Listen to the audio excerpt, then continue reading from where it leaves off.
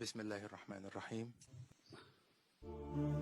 I always pictured that one day I would be speaking at this summit, and I always promised myself that whenever I got this opportunity, I would raise the first and foremost, the most important question about whenever in the Western countries people blaspheme our Prophet, peace be upon him, I always felt that the response from the Muslim Ummah, the OIC, I always felt it was lacking. The OIC owes a responsibility. Us heads of the states, we have a responsibility to the Muslim world. When anyone in the Western world blasphemes our Prophet, peace be upon him, it is a failure of the OIC that we have not been able to explain to the Western countries that the love and affection that we feel for our Holy Prophet, that how he lives in our hearts. It was up to us to explain to the Western people that the amount of pain they cause us when they ridicule or mock our Holy Prophet. We must, in the forums like the United Nations, forums like the European Union, we must explain to them that they cannot hurt the sentiment of 1.3 billion people under the garb of freedom of expression. The Jewish community has very successfully explained to the world that any misinterpretation of the Holocaust gives them pain. And so the Western world views Holocaust with a lot of sensitivity. But that sensitivity is lacking when they come to talking about our Holy Quran or our Prophet, peace be upon him. So I feel that this forum must take it upon itself to explain to the Western world through these forums what it means to us and how we love and respect our Holy Prophet. Secondly, the Western world has very, through ignorance partly and willfully, they have equated Islam with terrorism or radical Islam with terrorism. Religion has nothing to do with terrorism. This attack in New Zealand by this gunman who goes into a mosque and shoots 50 innocent people is because they cannot understand that Islam has nothing to do with terrorism.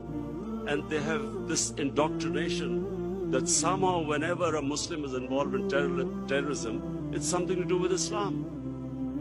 Before 9/11, 80% of the suicide terrorist attacks were by Tamil Tigers. But no one blamed Hinduism for it. When the Japanese in the Second World War indulged in kamikaze pilots who blew themselves up on American ships, but no one blamed the Japanese religion for it. We, the heads of Muslim states, have not been able to explain to the West, not powerfully enough, that Islam has nothing to do with terrorism. Political struggles have everything to do with terrorism. Muslim freedom struggles or Muslim freedom political struggles are delegitimized when they are termed as because of Islamic radicalism. For instance, after 9/11, the people of Kashmir have been conducting a political struggle for their freedom. But after 9/11, it was oppressed, calling it Islamic radicalism and Islamic terrorism. Similarly, the Palestinians. After 9/11, the Palestinians were oppressed, the Israeli government used the word Islamic terrorism. So this is my second point.